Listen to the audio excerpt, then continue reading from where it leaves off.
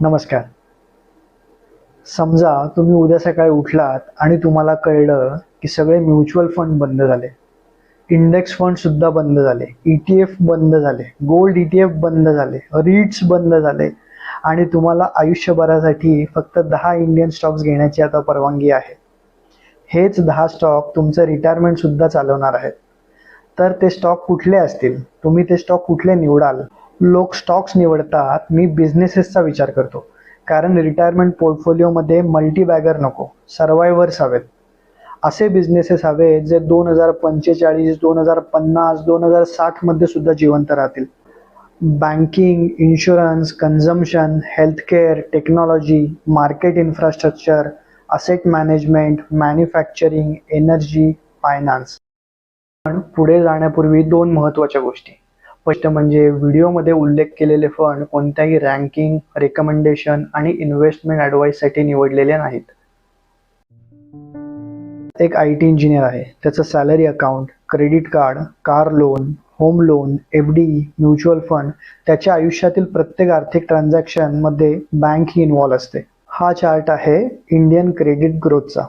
तुम्ही हा जर चार्ट बघितला तर यावरून तुम्हाला लक्षात येईल की इयर ऑन इयर आपल्या इंडियन बँक्स ही त्यांची लोन देण्याची फॅसिलिटी वाढवतच चाललेल्या आहेत. ह्यावरून आपल्याला एक लक्षात येतं की बँकेचा बिझनेस इयर ऑन इयर वाढतच चाललेला आहे.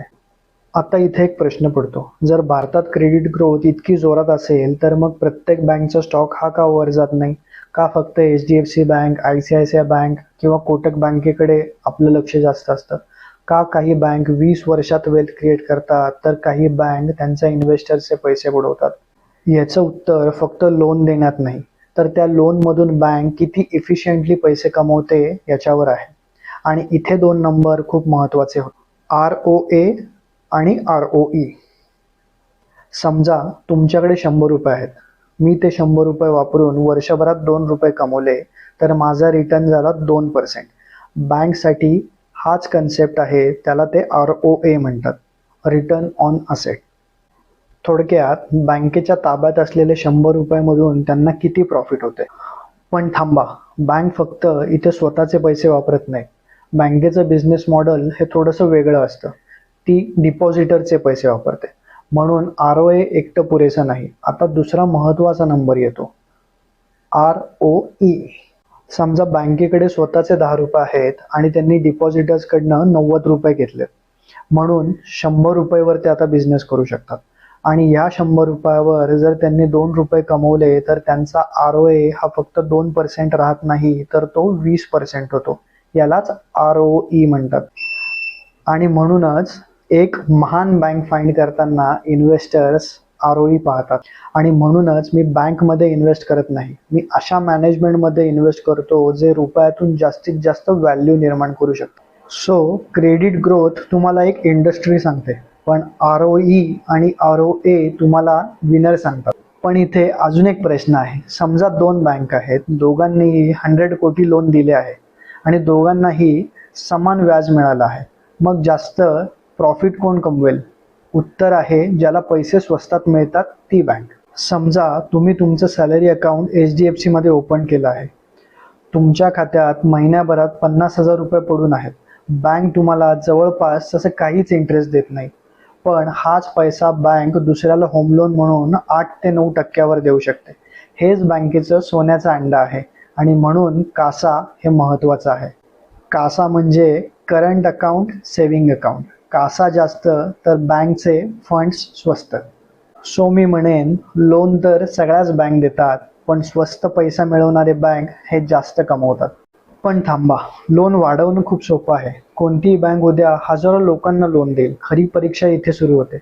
समजा तुम्ही तुमच्या मित्रांना 10,000 रुपये दिले, 9 जणांनी त्यातले काही पैसे परत दिले, पण 1 जण गायब झाला आणि तुमचं प्रॉफिट कमी होईल, करेक्ट?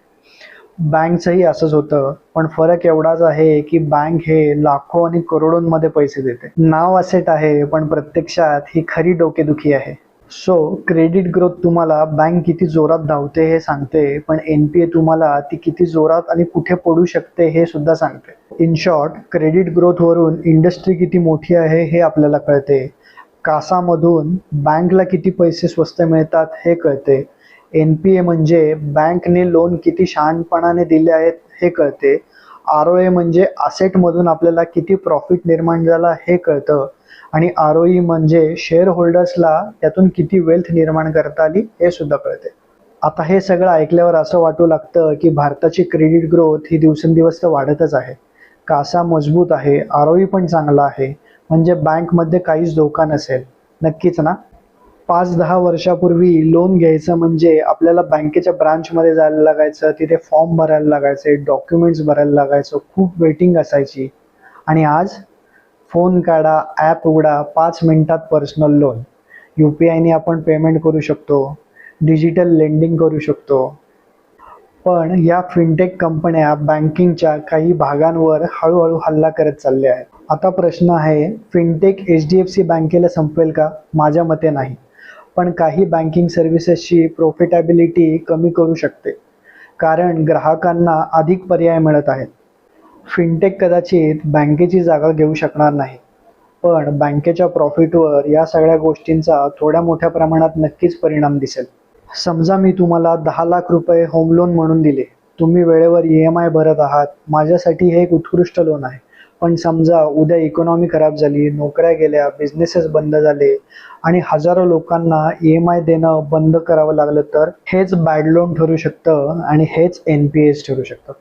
क्रेडिट ग्रोथ खूप वेगाने झाली पण लोन क्वालिटी खराब झाली तर आजची ग्रोथ उद्याची समस्या बनू शकते. पण आता दुसरी बाजू पाहूयात.